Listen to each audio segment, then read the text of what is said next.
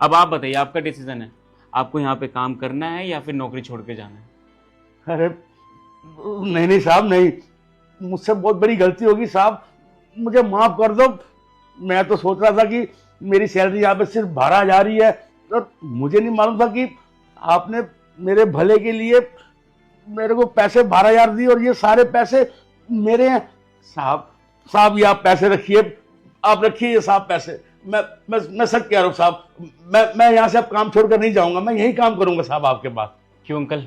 अभी तो आप कह रहे थे कि आपको काम छोड़ के जाना है, यहाँ पे पैसे ज़्यादा नहीं मिलते हैं, अब आप कह रहे हो काम छोड़ के नहीं जाना, क्यों? अरे नहीं नहीं साहब, अब मुझे पता लग चुका है कि आप बहुत अच्छे इंसान हैं साहब। आपने गरीबों के बारे में इतना सोचा, मेरे बारे में इतना सोचा साहब। साहब मैं यहाँ से काम छोड़कर कभी नहीं जाऊंगा साहब, मैं आप ही के पास काम करूंगा साहब। देखिए अंकल, एक कंपनी को रन करता हूँ मैं भी कोई सिल्वर स्पून लेके पैदा नहीं हुआ था। मैंने भी मेहनत करी है, मुझे ही पता है गरीबी क्या होती है और पैसों की वैल्यू क्या होती है। और पैसे पूरे मुसीबत में जब आपके हाथ में हो ना, तो वो आराम से टल जाता है। इसलिए मैंने ये पॉलिसी निकाली थी। बाकी कंपनियों में तो लोग सामने से पैसा दे देते हैं, अच्छे बन जाते हैं, लेकिन शायद मैं थोड़ा सा बुरा बन के ना लोगों के बुरे समय में काम आता हूँ। मैं किसी का बुरा नहीं चाहता अंकल, ना आप मेरे बारे में कभी बुरा सोचिएगा। अगर आपको किसी भी चीज़ की दिक्कत हो रही होगी, आप डायरेक्ट मेरे पास आके बात कर सकते हो, मैं उस चीज़ का सलूशन ज़रूर निकालूंगा।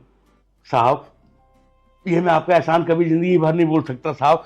पर ना ये आप ना पैसे ये आप अपने पास रखिए, जब मेरे को जरूरत होगी ना साहब तो मैं आपसे मांग लूंगा।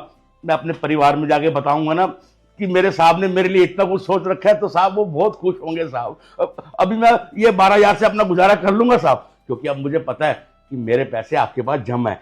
साहब आपका बहुत बहुत शुक्रिया। अच्छा मैं चलता हूँ। अच्छा मैम साहब, नमस्ते। नमस्ते साहब।